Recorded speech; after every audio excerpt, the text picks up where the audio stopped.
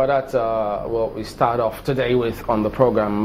We're joined by Honorable Hiosuwa Abonaima, who is the ad hoc committee chair investigating Ministry of Transports, Railway and Shopi.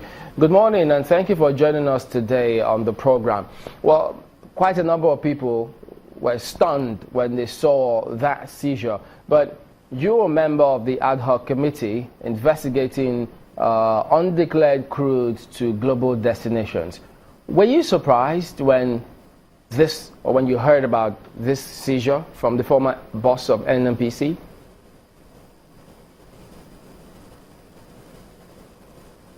Well, thank you very much. I wasn't surprised at all. I wasn't surprised. This one of the reasons why, for many months that I have decided to look beyond rhetorics, because this country belongs to us.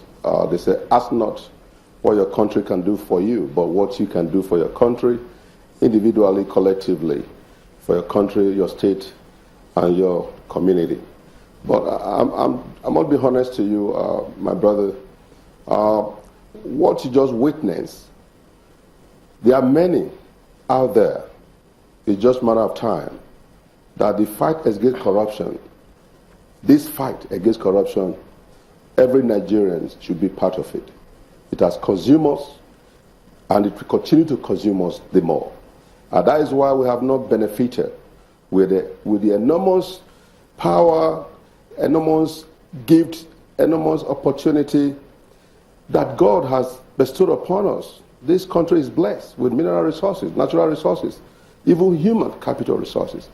We have it all, but unfortunately that we have not been able to do anything with it. Rather, our own selfish interests, not being selflessness. You'll be surprised to see more revelation where you go around just everywhere in Abuja. Today you see a lot of properties not occupied by anyone. You see Nigeria's wealth is in the hands of the cabal. And this same cabal that I'll be talking about is the motion, what made me to move that motion, about the undeclared, almost $17 billion, your money, our money, Nigeria's money, in the hands of the cabal, with the NNPC that have connived with the multinational company, the IOCs.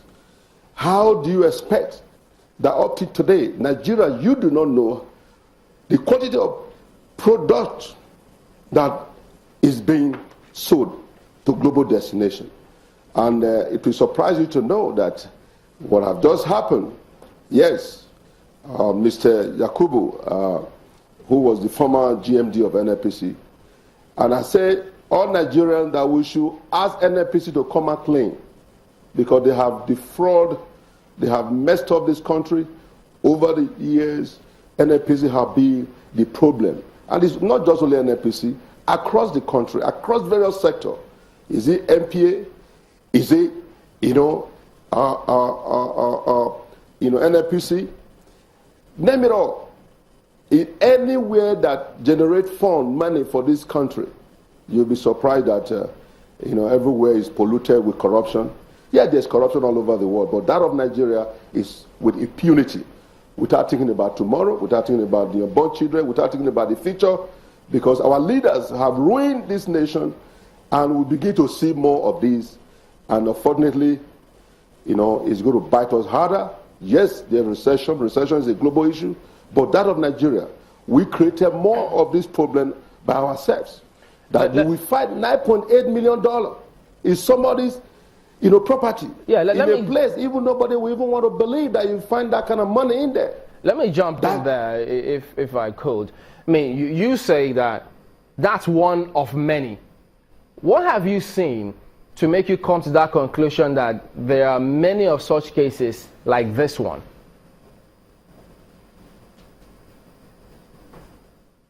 Of course, I am telling you. Now, it takes two to tango, the giver and the receiver.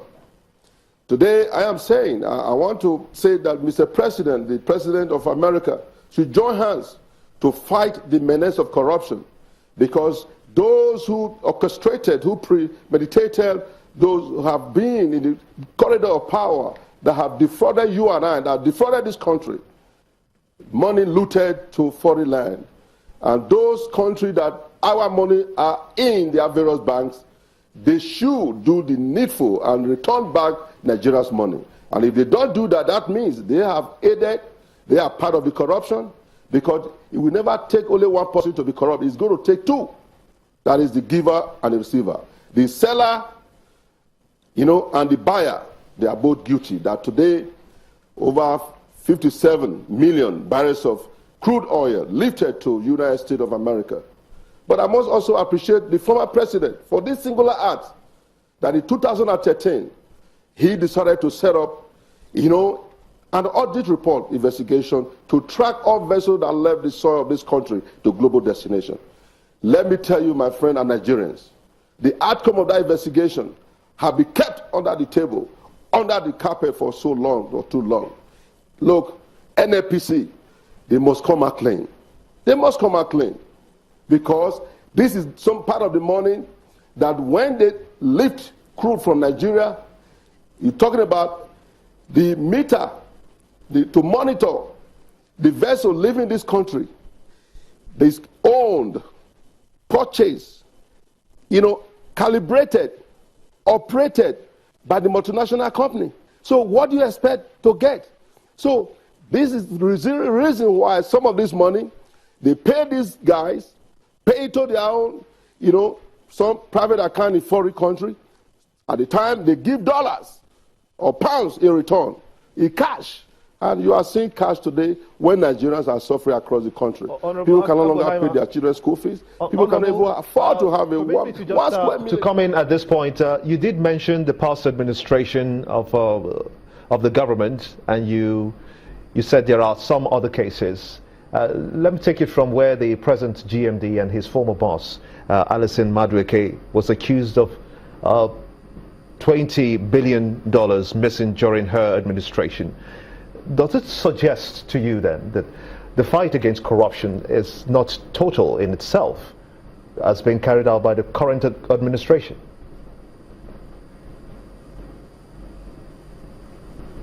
Well, unfortunately, when you fight corruption fight back at you. If you bring Jesus Christ to Nigeria today, people would like to corrupt him.